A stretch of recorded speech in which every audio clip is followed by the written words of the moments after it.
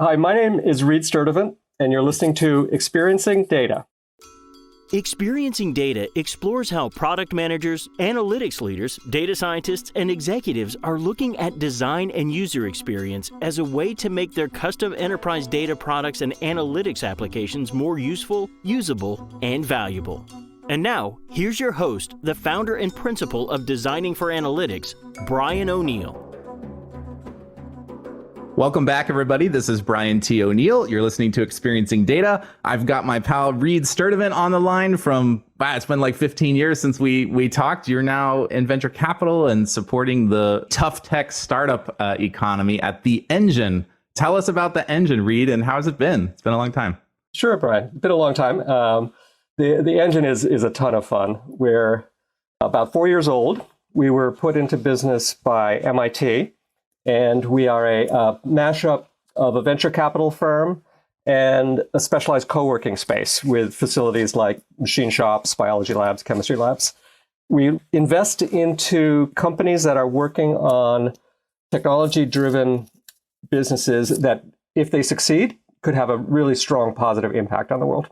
How do you balance that? The financial aspect and being a viable company and the returns that venture capitals often want to see on their businesses, but also like having some kind of, social good aspect. How do you guys balance that? I could see those being at odds sometimes. Some social impact funds have an explicit expectation of less than traditional venture returns in exchange for the positive impact. We're not like that. We are looking for companies that in the fullness of time could be amazing businesses. We're fortunate that if you actually look at some of the companies that we've invested in, for instance, Commonwealth Fusion, which is working on commercial fusion power, it's incredibly challenging. It will take a relatively long time to come to market.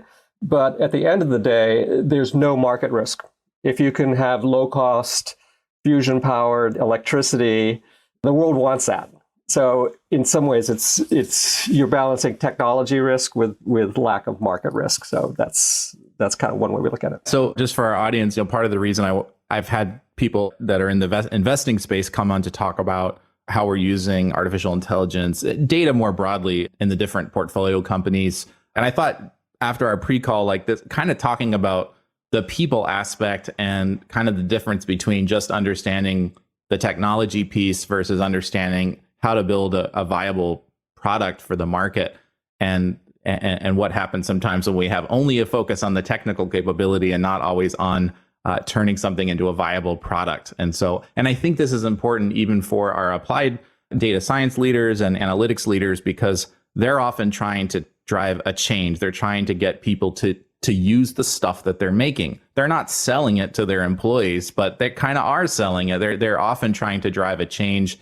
And there's a lack of adoption of a lot of these machine learning solutions in particular. So I'm kind of curious to hear about, tell me about the leaders that come in that maybe have very, very strong, or PhDs or very, very strong technical capability there.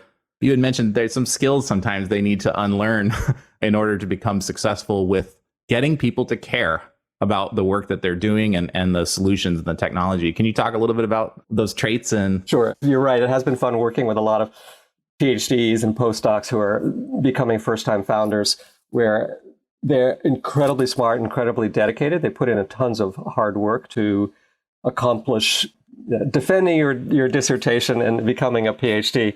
So they've been trained to be incredibly deep in their understanding of their particular research. At the same time, they, as entrepreneurs, sometimes don't realize that you don't have to go all the way down to the ground and understand every last little detail. You're just trying to work towards an outcome. And so the examples of that where they've been trained to want to understand and be able to explain every last aspect, that's not necessarily relevant to just sort of look, we just want to figure out what customers want and how to get it to them. We don't need to go all the way to the ground. And then there's some really funny tactical things that they've learned along the way. And as PhDs, time is free and money is scarce.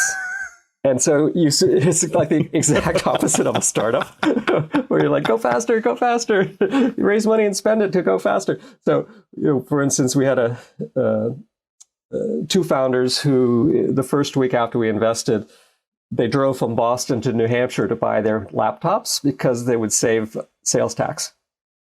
And we're like, why did you spend a whole afternoon buying laptops when you could have click, one click to buy? It's kind of backwards, but it's great to work with these people.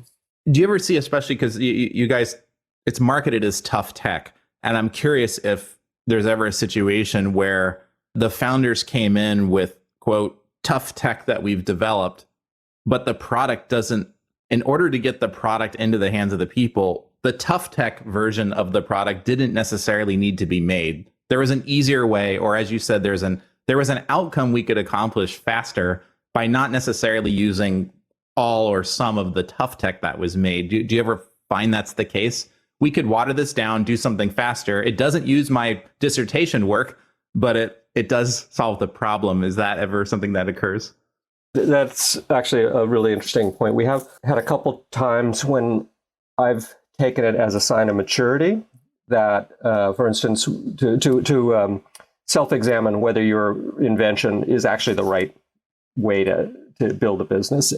For instance, we invested in a company called Soleno Bio that's working on advanced manufacturing for tissues, like human tissues to use for therapies.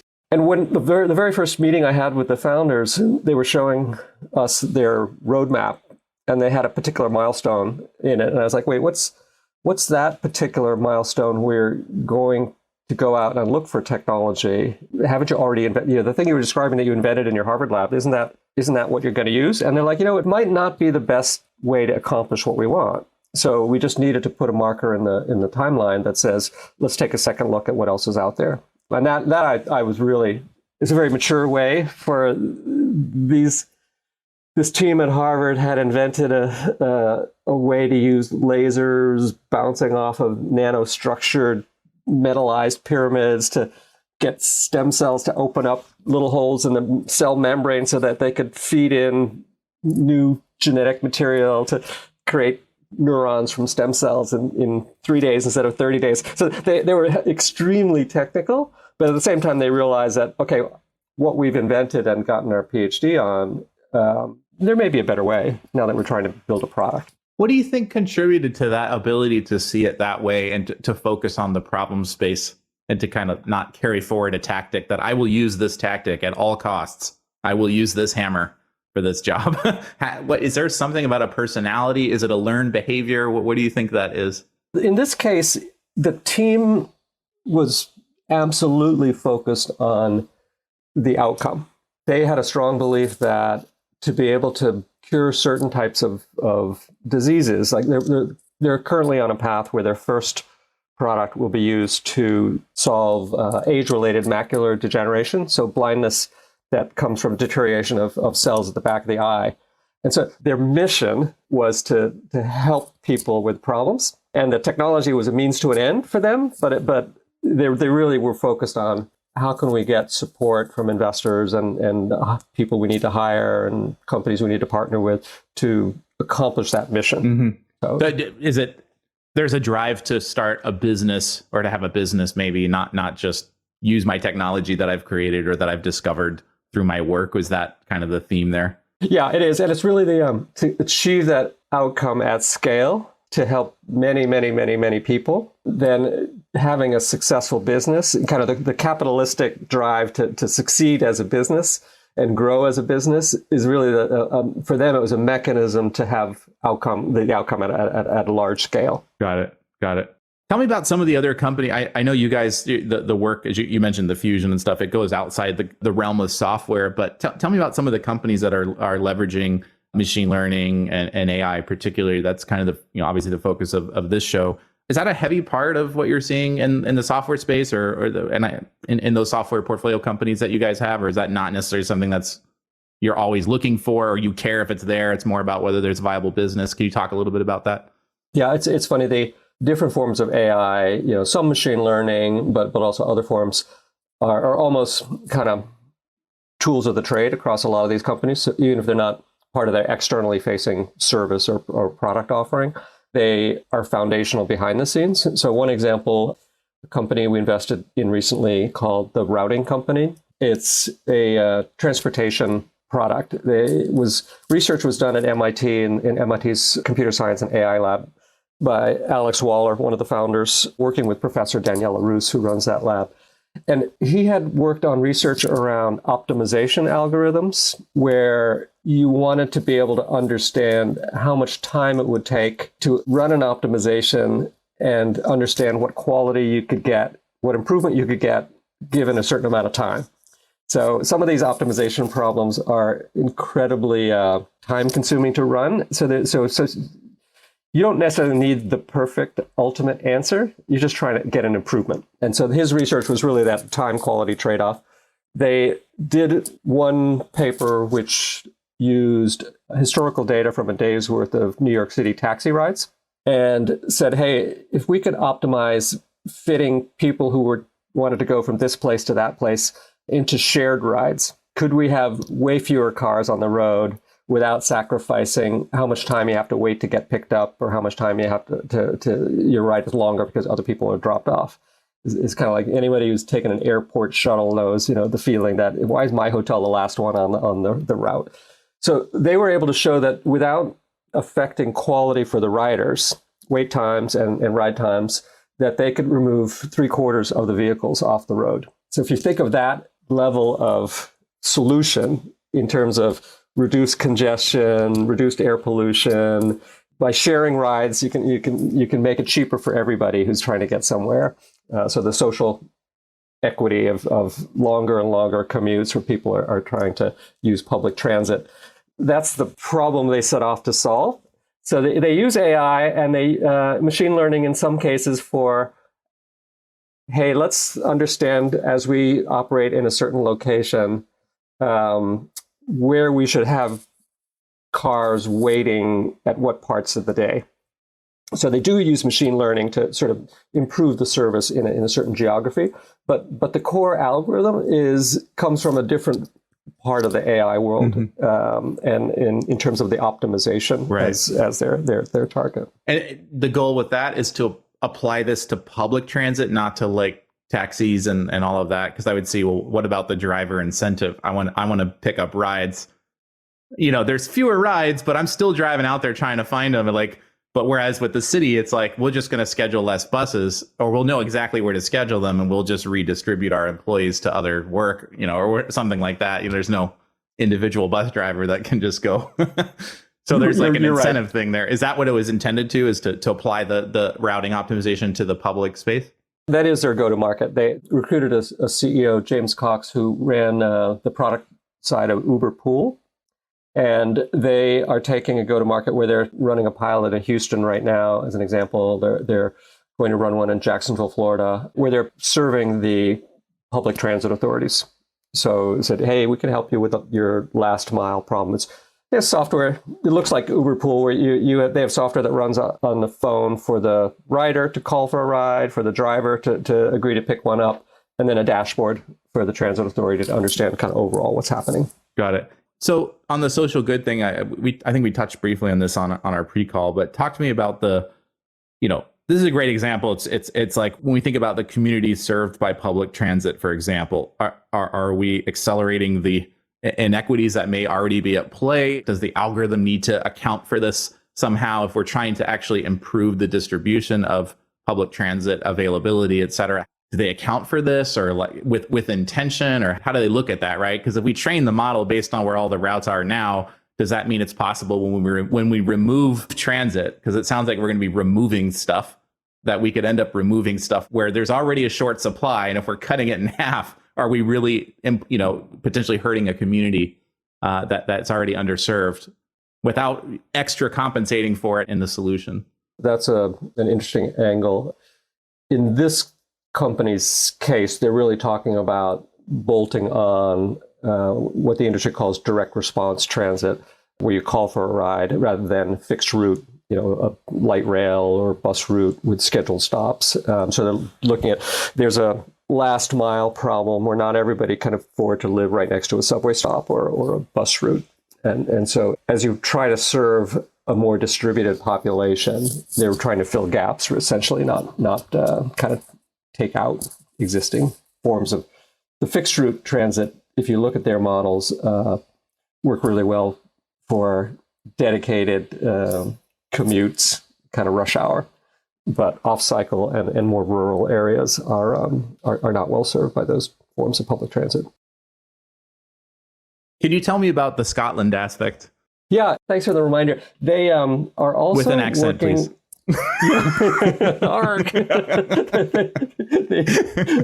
The Scottish Highlands have asked them whether they already have a ride service. You schedule a pickup, and it's for senior citizens. And it's a pretty thinly populated region with not a lot of roads, a density of roads. But the government agencies didn't really have any data about how ridership and routes were being served. So they came to the routing company and gave them a grant to build a dumbed down, essentially a data collection version of their app. So a phone or a tablet on the dash, the driver pushes a button when they set out to do a pickup, pushes a button after they pick someone off, and pushes a button when they drop them off. And then it's GPS geolocation enabled, and it's just logging all of the routes and pickups and providing a data set for the government agencies to do planning. Should we add more cars? Should we change the size of the car? Should we do shared rides rather than point to point? So it really was an example where, apart from providing the rides, lack of just providing the data had super high value. So it was quite a great on-ramp to the market for eventually the routing company would like to help that agency automate the scheduling and pickups. But as a starting point, the agency said, we don't even know what we're doing right now. We don't have the data. We don't have the logging. Right. Interesting. Tell me about I'm just curious if any of your companies, and maybe this is less relevant with the fusion reactor, but is design a part of the beginning of some of these companies? Do they, either through a trained practice or people that they have on their teams, is that relevant to some of the work that's happening in tough tech? It is. It's interesting. It shows up in different ways. For instance, there's a lot of the technologies that we encounter and get involved with are platform technologies, for better or worse, where they have multiple use cases. So one example is via separations. The founders, Shreya Dave and Brent, invented a new kind of membrane. So it's got a material made out of graphene oxide that's linked together. So it's a filtration membrane. With a platform technology, there's they said, maybe dairy plants would use it for separating protein. Maybe pharmaceutical companies would use it after chemical synthesis to separate out the material they've created. So they really are walking the desert looking for kind of the best and highest use. And to do that, they have to put themselves in the shoes of the industry that they're trying to serve. And so that's a quote unquote design process to understand the experience and to place their solution in that lived experience. So their first pilot that they've signed is actually in the, of all things, a pulp and paper industry. So in a large paper plant might be $1 billion to build, so incredibly expensive to expand. And when they're making paper, if you've ever driven by one, maybe up in Maine, it really stinks. And there's a thing called black liquor, which is a liquid waste byproduct. And they run it out of the plant into these giant evaporation ponds and boil it off. And the capacity to make paper or cardboard is limited by, can we hold this stuff that's the waste?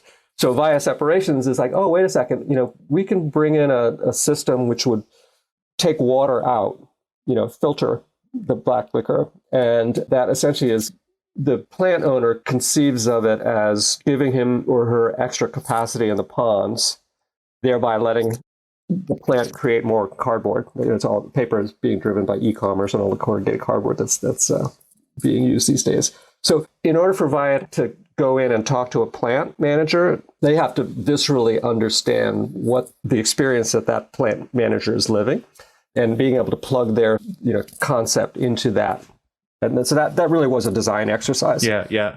Can you tell me a little bit? I think this is sometimes, there's something here to dig into, because some of the teams that I talk to, I think they're often not handed a great problem, and they're hired to, I'm thinking about the data scientists I know, particularly with AI, when executive teams are mandating AI without really understanding what problem they want to solve. It's just kind of like, that's what everyone else is doing. We don't want to be left out. So then it's like, it actually pushes the problem discovery onto the people that know the solution side, but they're not always the ones trained to go find the problems. So I'm curious, like, did this company, how did they get into the mindset of like going out to find a problem? They already have a solution, but now they have to go map it back to a problem that exists in the market.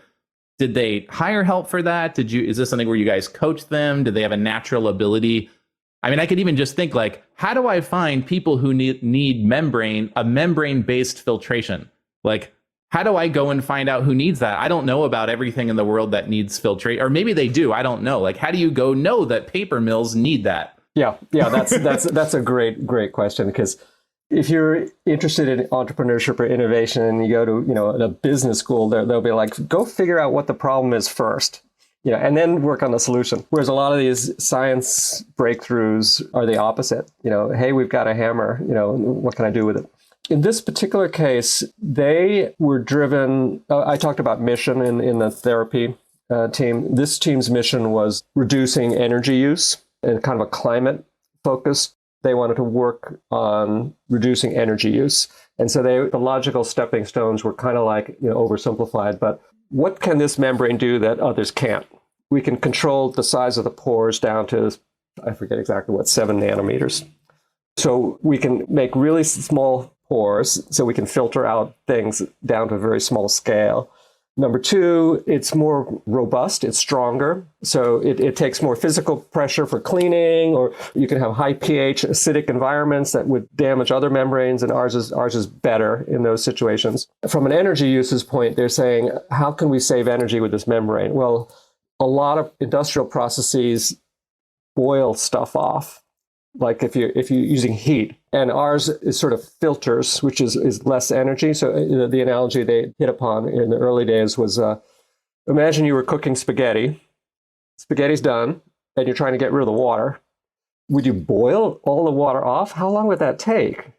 Pouring it through a colander takes a lot less energy. So they then set out to do a walk through industries, saying, okay, what industries are using heat to separate liquids? And that's where they ran into the paper and pulp. As they were talking to people, they just kept asking people, hey, any ideas? Any ideas? What industries do you use heat? So that was kind of how they landed on that. I bet there's a magazine or a conference for that, right? I'll bet money there's probably like... Yeah, there probably is, yeah. Yeah, that's a great thing about the web. It's like, oh, look, there's 10,000 people in this group just on that. Like if you exactly. are asking the right questions, you might find it. That's great. Do you think the ability to map the solution there, like, because the value, I'm guessing, to the plant owner, right? It's like, I can get rid of some machinery, I can spend less money on heat, and so it's now like a cost savings kind of approach. Like, that's more of a sales approach, right? But like thinking about the value to the person that would get it, they don't really want a membrane, right? yeah, you're right. And in fact, they thought that was going to be their pitch. Like, you're spending a lot of money on the fuel that you're using to evaporate out of your ponds. You can save you money. And that didn't resonate nearly as well as, we can help you produce more paper.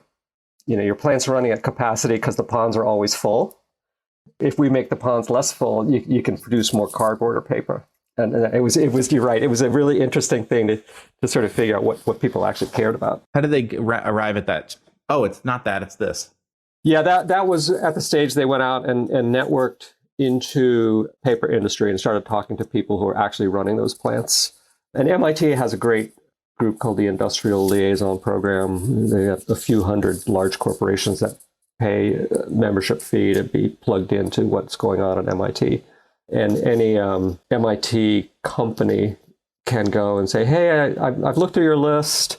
I see that you have a relationship. You're the relationship officer who works with, Georgia Pacific. Can you help me get someone on the phone? So that's the kind of thing that they had to do. Got it. And are they kind of like hanging in the paper crowd now? Is that like their heads, that's their world space right now for go-to-market? It is. Yeah, it is. They thought it would be dairy at first, and then once they hit paper, that looked much more promising. So yeah. Well, I hope, for the data leaders that are listening to this, like this story here, it's like you can keep hitting them over the head with the membrane, or you can go figure out what the people care about and figure out how do we slide my solution into something they care about. making more paper or cutting costs on heat or whatever, but even just knowing it's like, I don't care about my cost, but I would love to make more paper.